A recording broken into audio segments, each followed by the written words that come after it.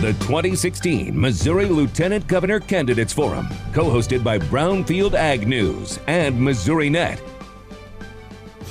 Good afternoon, everyone. I'm Julie Harker, News Director for Brownfield Ag News, and thank you for joining us. So we have the Lieutenant Governor candidates here, and it's my turn now to talk about ag, to have you talk about agriculture, the number one industry in the state. As you both know, the office of Lieutenant Governor is not constitutionally mandated to promote agriculture. But will you, and how? Congressman Carnahan. Yeah, thank you. As part of promoting Missouri and our amazing resources, agriculture is fundamental. We have over 100,000 individual farms across this state. I'm proud that my family farm in South Phelps County, Missouri is one of those. But from those small farms to every kind of farm you can imagine across this state, to our agribusiness sectors in the urban areas, to the export. We have 95% of the world's market is outside the United States. So we have this amazing resource. One of the things that I want to promote is really doing this very detailed agricultural resource inventory across this state for rural Missouri, because we have many of our rural communities are struggling, losing population, but they have still tremendous resources, whether it's infrastructure of rail, highways, river ports.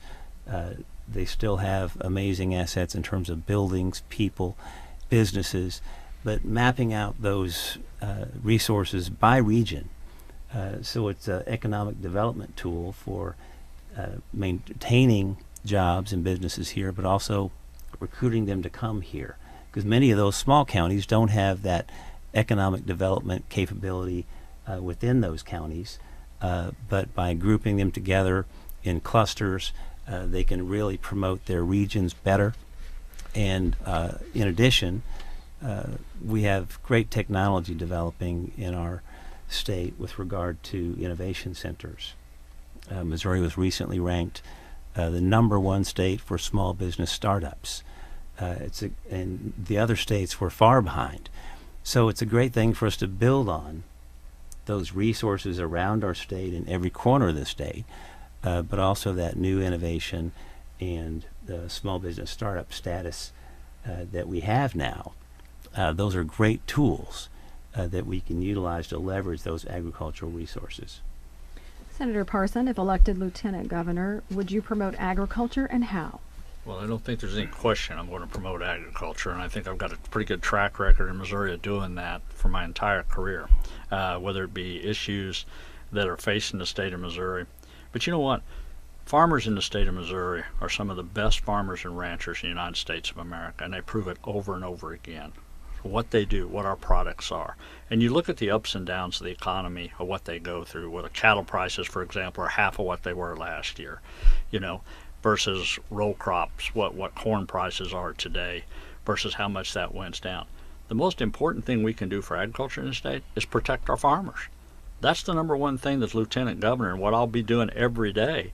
And what you're going to protect them from is the overreach of the federal government.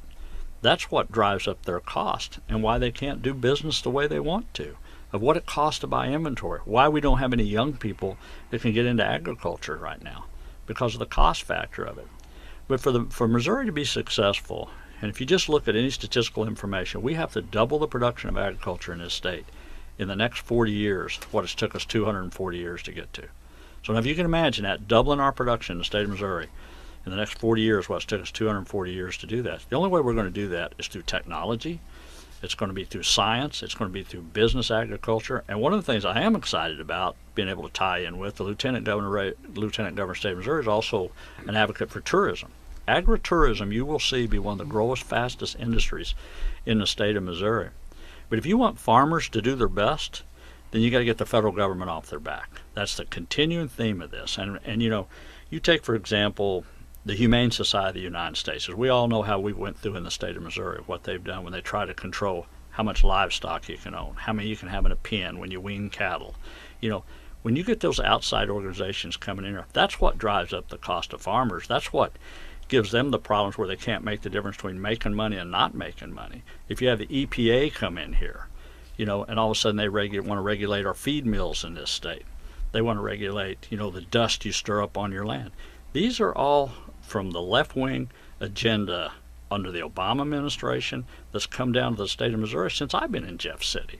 And if we keep going down that road, we're going to push one of our biggest industries in the state of Missouri out of Missouri. So if I'm the lieutenant governor, I'm going to be fighting for agriculture every day. Whether the Constitution says for me to or not, doesn't matter. I'm going to be an ag for agriculture because I think it's worth protecting. And agriculture, to me, you know, when I did Right to Farm a couple of years ago, it was never about cattle. It wasn't about horses. It wasn't about row crop. It was truly about a way of life. It's about who we are in Missouri. It's how we grew up. It's the heart and soul of this state.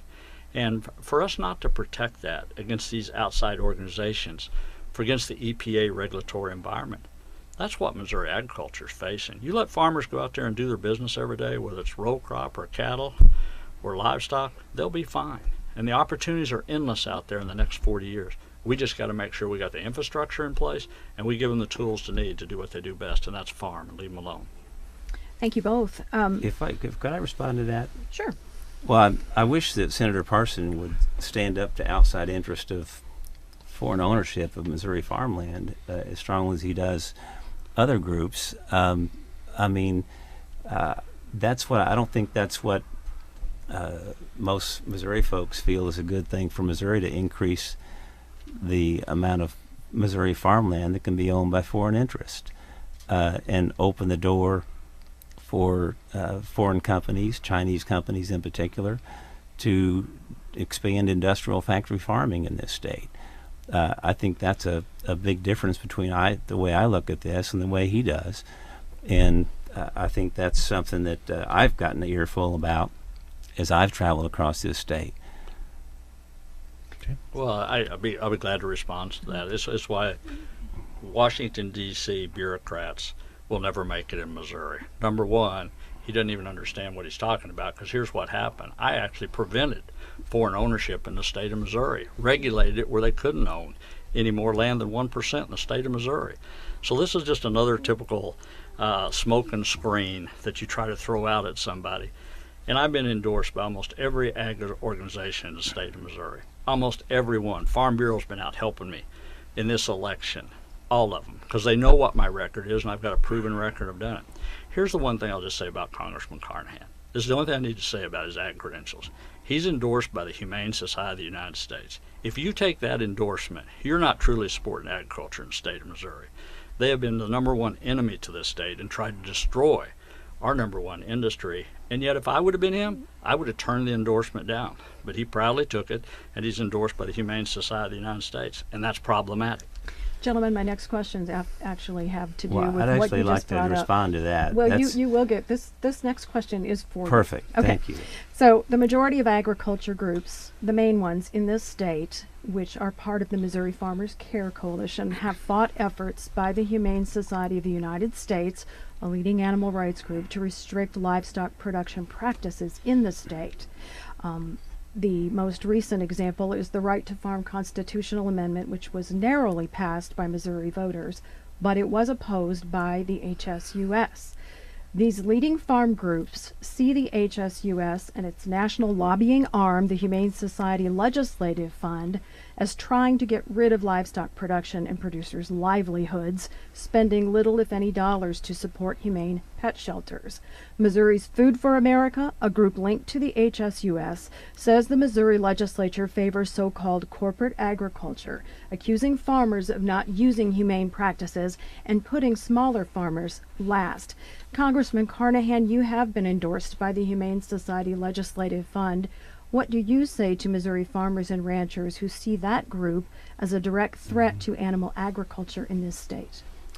Well, as someone who has a family farm, we've got over 100 head of Black Angus beef cattle in Phelps County. I respect what farmers do and respect people that, again, are caring for their land and their livestock. I don't agree with every group out there, and I don't think the Farm Bureau would have given me the Friend of the Farmer Award when I was in the U.S. Congress if I was as bad as you say, Senator Parson. But I also worked with groups like the Farmers Union. So we need to be working together on, it's about common sense solutions. Again, try to find a rural community somewhere that wants to have pollution running off from a factory farm onto their land. I mean, those are common sense issues that need to be addressed. I don't think there's a farmer out there that doesn't think they should treat their livestock humanely. So I think those there's common sense ways to approach that instead of these political games and trying to demonize different groups. We need to find things where we have common ground and to get people to work together in that regard. That's always been my approach. And again, that's why groups as diverse as the Farm Bureau and the Farmers Union gave me awards when I was in Congress, because we worked together with folks across the spectrum. Farmers Union has come out and worked with the Humane Society of the U.S. Several state groups have done so. Senator Parson, you are chairman of the Missouri Senate Agriculture Committee. Would you care to respond? Well, there's no doubt. This is a perfect example of how out of touch a congressman with Missouri values. And this is what's a huge difference between me and Congressman Carnahan are. Anybody in the state of Missouri knows that the HSUS has been nothing but trying to destroy our state. Spent $7 million here trying to destroy our farmers and our farmland in this state. This is not about getting along. This is about trying to run them out of the state, because they are a bad organization for agriculture in this state. Every state agency, when you mention Missouri Farmers Care, that actually developed out of Proposition B years ago, and it brought all agriculture together to fight one person. What I call the enemy of the state of Missouri was the HSUS, and I don't back down from that 1 second, nor will I ever. And I don't want to get along with them, because they're about the East and the West Coast. This is what happens when you get in Washington, D.C. You lose touch with the people of Missouri. You lose touch with our farmers. There is nobody out there, no ag organization in this state that supports the Humane Society of the United States with any, I want to say, grit to them at all, because we know we have to fight these people every time. And for the most part of them, they're a fundraising machine that spends. The Humane Society of the United States spends less than 1% of their money on a care of an animal. It's just another activist group out there on the East and West Coast. And why we want them in the state of Missouri, I have no idea. And I will stick up any day of the week for Missouri, for our Humane Society in the state of Missouri. I'll stick up and we help our Humane Society back home. But the Humane Society of the United States is just nothing but a phony name. And if you attach yourself to that, you're not supporting agriculture in this state, I can tell you that. Senator, you have the power now as the Missouri Senate Ag Committee Chairman to guide ag legislation and to legislate. Let's be clear, the Lieutenant Governor cannot do that.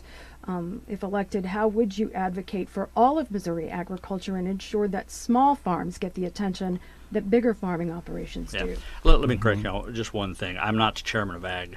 Senator Munslinger's the chairman of ag up there. That's okay, but I've sat on the ag. He might get upset. Yeah, he probably wants that right, so I won't take it away from him. Okay, sorry. No, that's okay.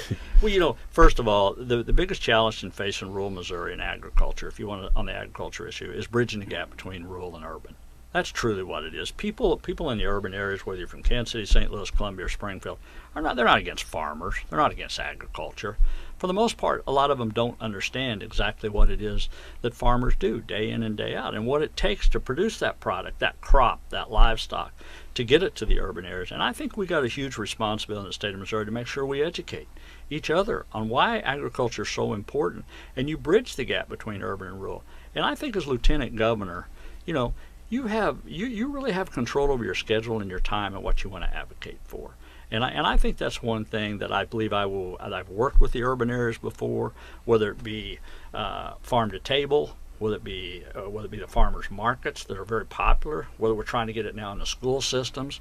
In the real world, you would love to have, whenever we put a seed in the ground and that seed sprouts out, or that calf hits the ground, to keep that product in the state of Missouri all the way until it gets to people's tables. That would be the ideal world. That's what we need to try to be advocating for in Missouri every day. We don't need to be shipping stuff out of state.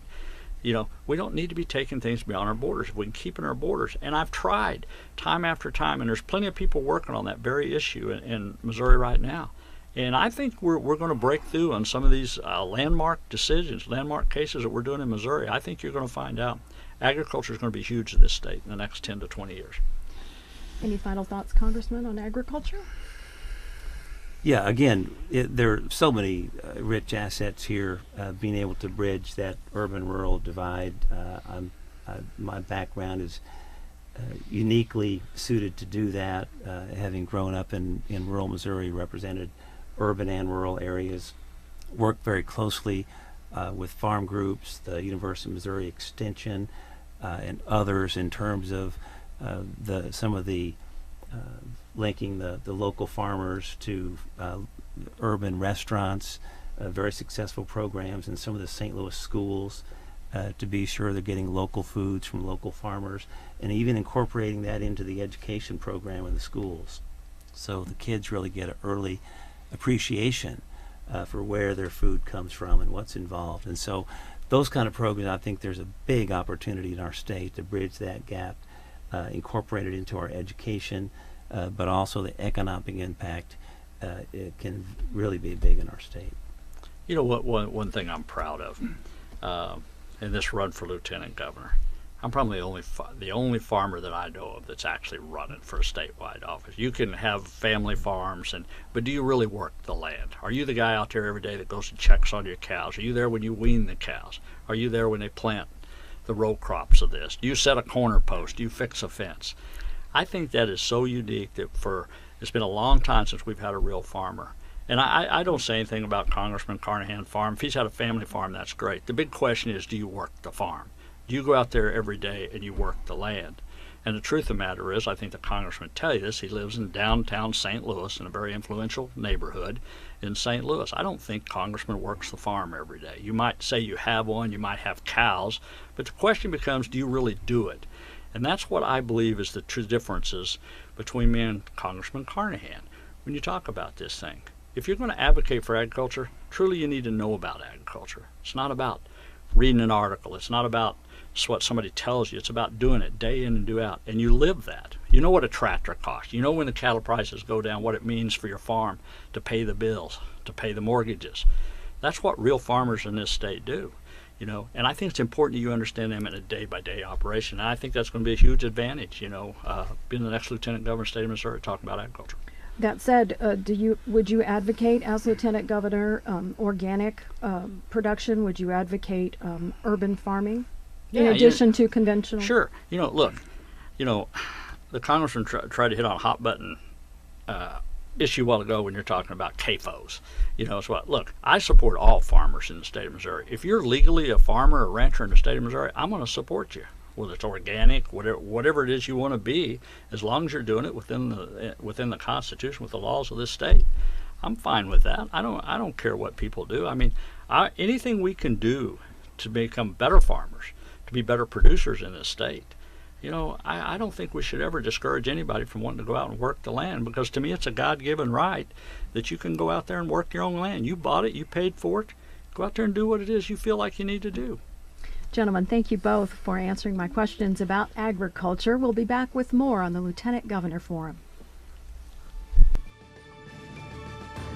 The 2016 Missouri Lieutenant Governor Candidates Forum, co-hosted by Brownfield Ag News and Missouri Net.